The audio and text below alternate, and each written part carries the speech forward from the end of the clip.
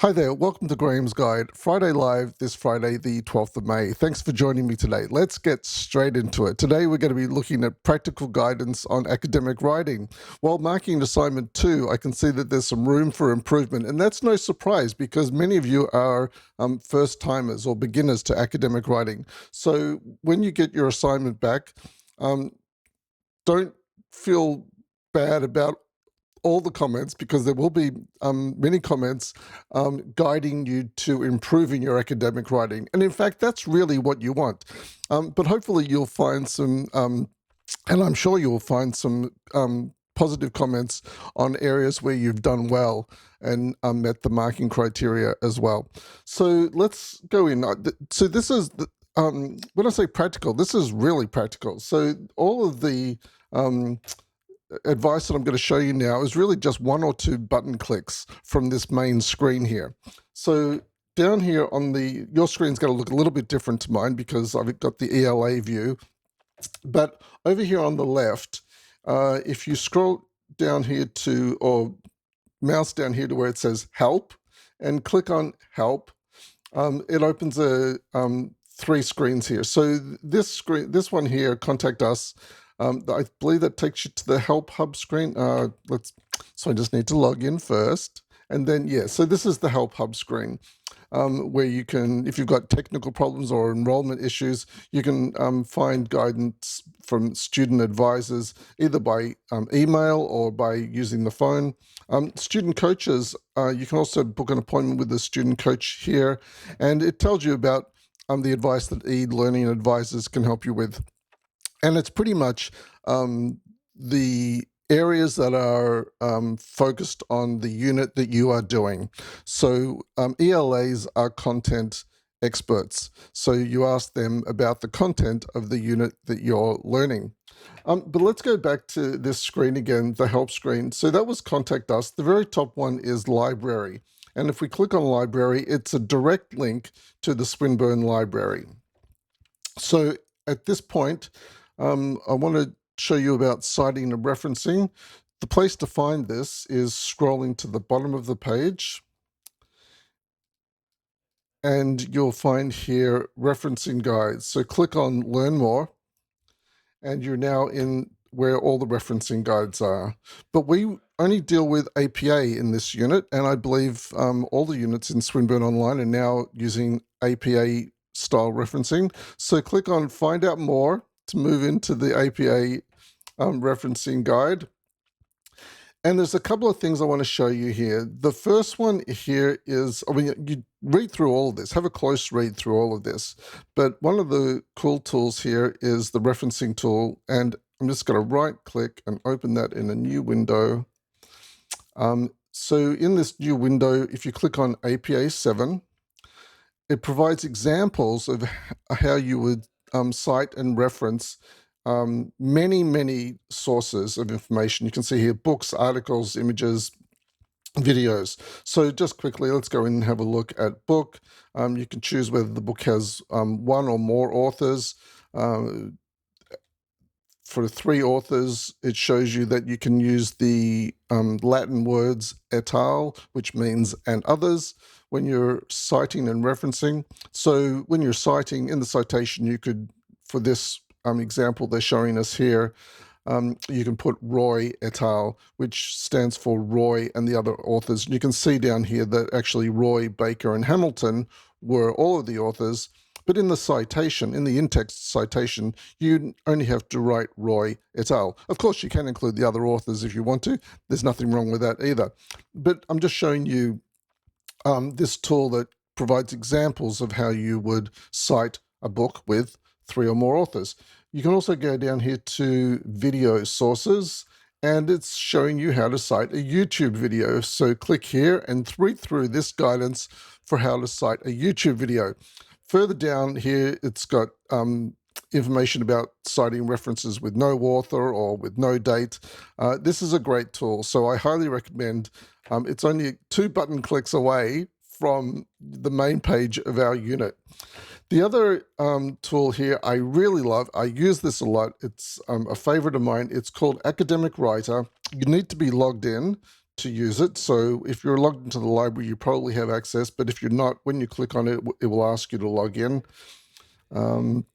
Let's see. It's logging me in automatically, so that's good. And here we are in Academic Writer. So an example of how this works, if I want to know how to, let's do that site, more than one author again. So I click on Learn, and then up here, I'm going to do, my mic's going everywhere.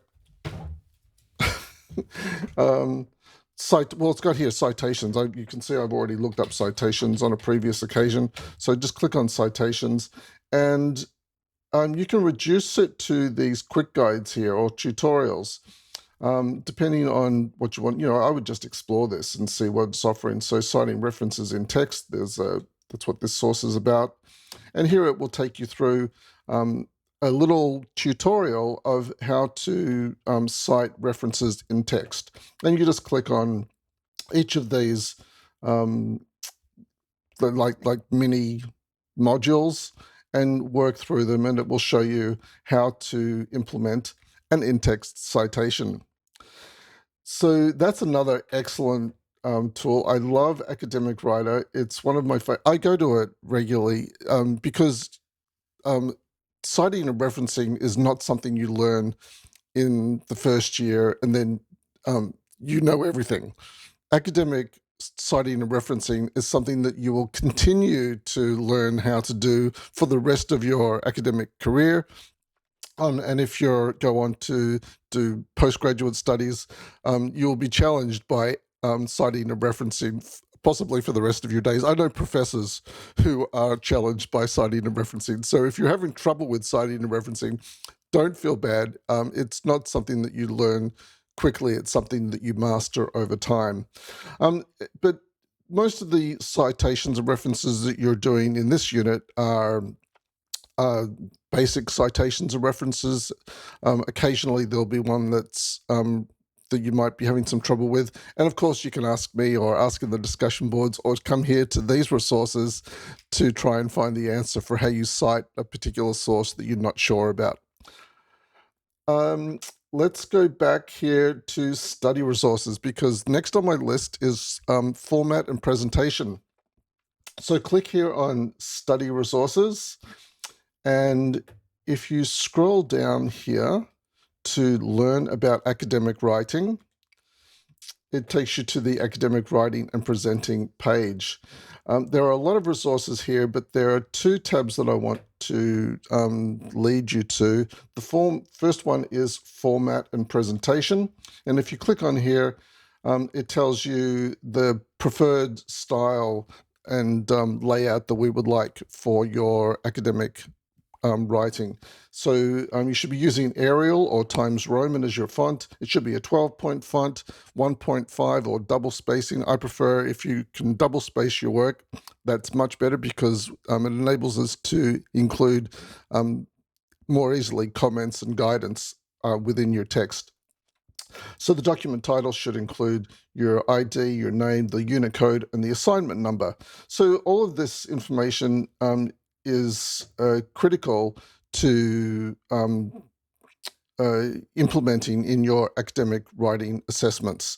And the more you can adhere to this guide, the easier it is for us to see, read, and mark your work. So we appreciate it if you can use this formatting and presentation guidance when you're writing up you're using Word or whatever program, but you can use this guide to format and presentation. Oh, my getting tongue-tied. Let's move on to the last one, which is essay structure and teal. I'm sorry, it's right above it. Essay writing and teal. So the short answer questions that we just did in assignment 2 were an opportunity to practice paragraph writing, because it wasn't an essay, it was short answer questions. And in short answer questions, really you're just limited to writing a paragraph. You're not writing an introduction and a conclusion as well. So there's a plan here for how to structure a paragraph, and it's called teal. You can see it here. There's an infographic here. The T stands for topic sentence, the first E for evidence, the second E for explanation, and the L is for linking sentence.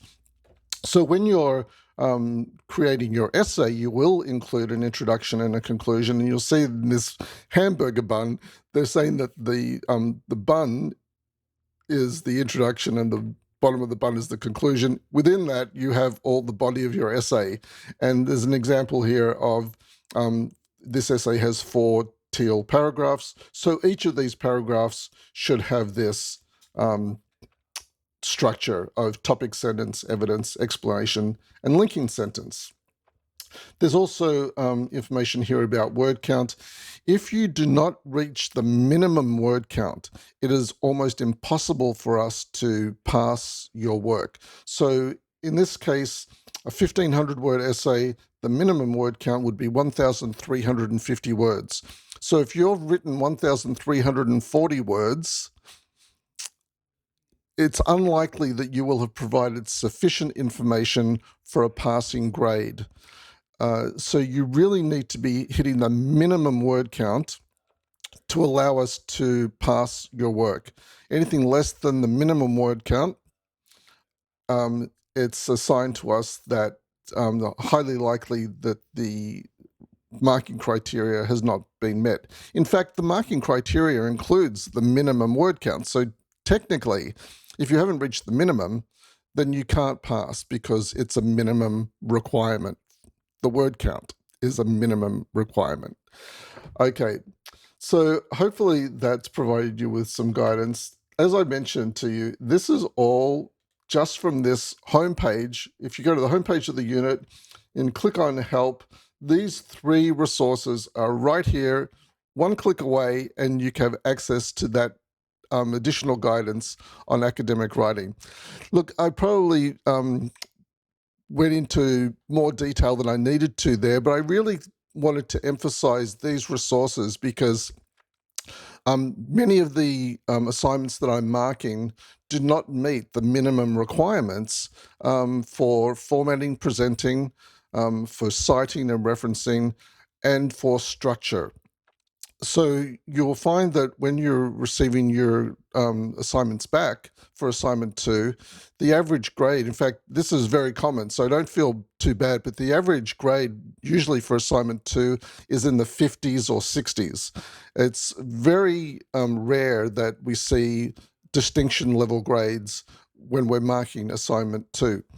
The good news is when it gets to assignment 3, everybody has improved. So if you're only scoring a pass or a credit in your assignment 2, it's highly likely that you'll increase your grade to a credit, distinction, or even a high distinction in assignment 3. So there is good news story there as well. Thanks for joining me today. I look forward to catching up with you in the discussion boards. Of course, I'm hoping there will be lots of questions about these this practical guidance that I've provided you today on academic writing. I'm keen to answer your questions on academic writing and providing you guidance to the successful completion of the final essay. It's worth, I believe, 40% of your grade, so it's important. Let me just go and make sure I'm giving you the right information. Just as I was tidying that up there to close, let me go down. Reflective essay. Yes, it's worth 40% of your grade. So it is an important assessment to get right in this unit. And it's an opportunity. If you've missed one of the quizzes, assignment 3 is an excellent opportunity to make up those lost marks. So as I said, I'll see you in the discussions. Thanks for joining me today. I'll be back next Friday for another edition of Friday Night Live. But for now, it's bye for now.